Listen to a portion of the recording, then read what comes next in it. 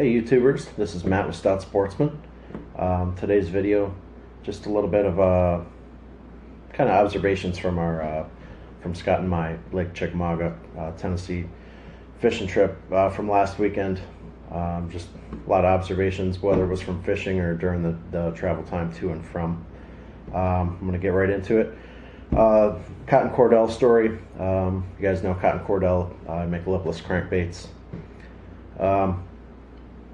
It wasn't until pretty much our last day 3 there fishing anyway, that we started to get into any real decent fish. And we started getting into them on the Cotton Cordell lipless cranks, the 1/2 ounce super spots. And ends up, Scott likes to cast pretty close to the shore, you know, which you should, you know, around your cover and whatnot. But he was banging them off the rocks pretty good. And he ends up cracking just the front little nose on it. And kept fishing with it, you know. It still ran true in the water. Ends up catching a fish, so you know, good for him. Great. Same lure. Cracks it off the rocks again. Breaks a little bit more off. Still runs true. Catches another fish on the thing. And then a little bit later on, a couple hours later, finally like smashes the thing and ends up cracking the belly of it. I'm gonna put a still pic up on the video here, just so you guys can see it. But you know, finally the lipless crank came. She died, but Scotty still has it, and just kind of a memento piece. But they took a beating, and they definitely caught us some fish. Caught me a couple as well. Walmart experiences.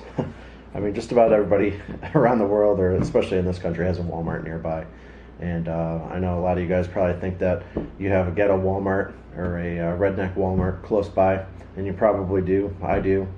And there's a couple of them that I think are pretty rednecky. But what I will tell you is, I don't know how many Walmarts there are in Lexington, Kentucky, but the one that we stopped at on our way back late Sunday night, by far, and when I say that, I mean by a long mile, was the most redneck, just weirdest experience I've ever had in any Walmart. And that's a lot to say. I mean, nothing against Kentucky or anything. I am going to bag on them a little bit more in this video, but it was just strange. The patrons there were very strange, and definitely the employees, very strange. Maybe eclectic, maybe I should use that term. Broken down cars in Kentucky, also Ohio, primarily because they do not have vehicle inspections. Driving down the highway in Kentucky, it was like every mile or every couple miles, it was like, oh, there's another broken down car, another broken down car. You know, yeah, it's great, you know, you don't have vehicle inspections, but don't you still want your car to like perform and run for you so it doesn't leave you stranded on the side of the highway? It's just kind of ridiculous, you know. Okay, while we were in the Lexington Walmart, we were over in the electronics department looking at micro SD cards for our cameras. And down at the bottom of the shelf was, you know, Scott goes to grab this, you know, it was in like a hard plastic package. He goes to grab this one that slipped out of his hands, and there's like hardly anybody in the store. It's late at night, and the thing like crashes down and like makes this big bang, and overwalks this electronics department kid. You know, side of his heads are shaved. He's got like the slick back hair, kind of like the emo look going, you know, real pale, like he's got his white powder face on, whatever. And he's like, "Hey guys, can I help you?" And we kind of both looked up like, "I think we're good, thanks." But it just, the funny part of the story was, day 3 I ended up catching a drum, sheephead, whatever you want to call it, and they're real slimy and slippery and disgusting. So I was kind of bagging on Scott that, you know, basically for, you know, dropping that micro XD card because he had some drum slime on his hands or something. It was a lot funnier than it sounds kind of stupid now. Next is the FLW Fishing League Worldwide Sunday Slump for the pros. We were watching some YouTube videos Sunday morning before we went out on the lake for our last day of fishing, and a lot of the pros were saying that Sundays are kind of a slump day for them during the tournaments. I guess it has something to do with the power plant not pulling water or whatever the reason was. But Sunday, it was our last day. It was probably, I kind of look at it as this because our first 2 days sucked, and day 3 was a little bit better. So I kind of picture those as like our practice days. So our third day, which was Sunday, was good. So these pros that are complaining that they always slump historically on Sundays, I don't know what they're talking about because we had a good day. Big ass bird scare. I think it was day 1. We were kind of over by the one bridge on the southeast side of the lake, over by where we stayed, and we were just casting along these rocks, boulders, whatever you want. And neither of us saw this bird. And up north here, like I'm in Erie, PA, Scott's in Western New York, we don't have like really big birds, like other than like geese and stuff like that. But so we're down there casting away, and we almost casted into this bird that was just perched up on the rocks. Neither of us saw it, and it kind of startled both of us. And it was kind of just like this big pterodactyl thing took off and started squawking, and it was kind of almost scared the stuff out of us. Anyway, local giving us tips that didn't produce. I think it was our second morning there, either the first night or second morning. One of the guys staying next to us said he was a local and was just trying to give us pointers and different places to try. Go into these power lines or go into the bridge to this other area, and there's like a natural spring and the water temperature is warmer, cold, whatever. So he gives us all these tips. So we go and we try all these tips, and nothing, like zero, pans out. So don't always, and I've kind of found this in a couple other places too, don't always go by some locals' advice, because a lot of time they might be trying to steer you in the wrong direction.